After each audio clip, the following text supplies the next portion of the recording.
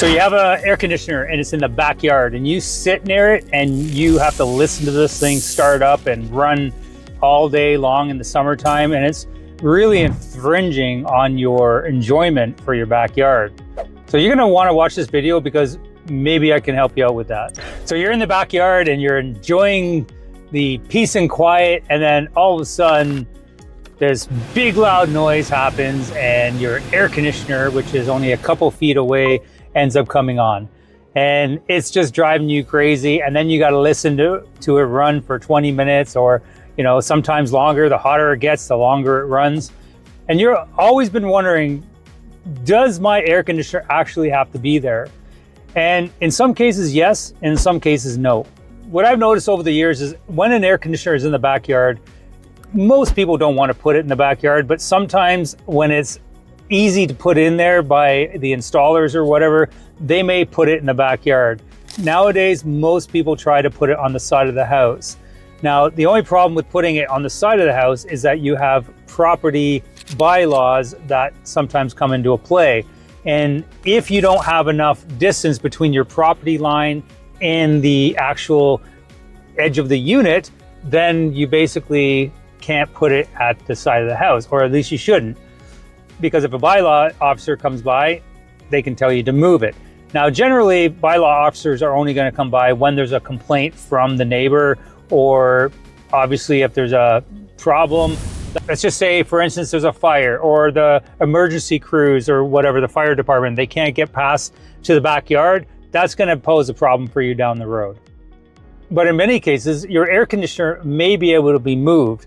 Now, the best time to do that is when your air conditioner gets to be about 10 years old or older, because at that point, you're going to be pretty much looking for a new system anyways. So at the time you're replacing it, you can then ask the contractor that's coming out to your home to see whether or not you can have the ability to move it. When I've been going out to houses lately to sell air conditioning units, I have had a number of customers that have had them in the backyard, and some of them have to remain, but some of them I was able to either move to the side. I was able to find a location on the side of the house, or we were able to put it in the front of the house.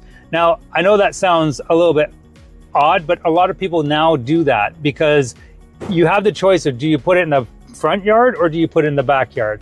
A lot of people are going to choose the front yard nowadays because they want to have the peace and quiet when they're sitting in their backyard. They don't want to be listening to this air conditioner. Now, if you have to put it in the backyard, then what I recommend to my homeowners is investing in a little bit of a better quality system, something that has some extra components on it, such as sound jackets and vibration controls and whatnot, so that it will basically be a lot quieter than others. Now, the side discharge units are also a very good option. They do cost more, but if you're looking for something that's super, super quiet, those are going to be the systems that you look for. And the side discharge unit is an air conditioner that has the fan on the side. And you see that a lot with heat pumps nowadays, but for the most part, that's going to be your quietest option, one of your quietest options, or investing in the condenser type, which has a fan on the top and blows upwards.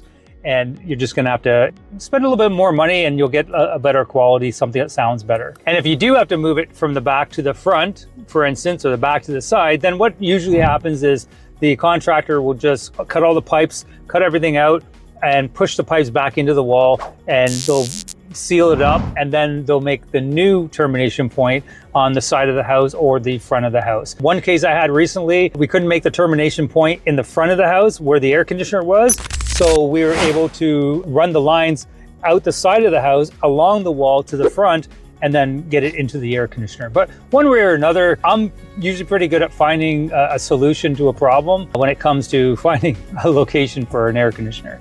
Anyways, if you have any questions on moving your air conditioner or air conditioning in general, or if you're in the market for an air conditioner and you're in the GTA and or the surrounding areas, give me a shout. My email is jc@thehvacveteran.com, and I'll be more than happy to give you a hand. Until my next video, take care.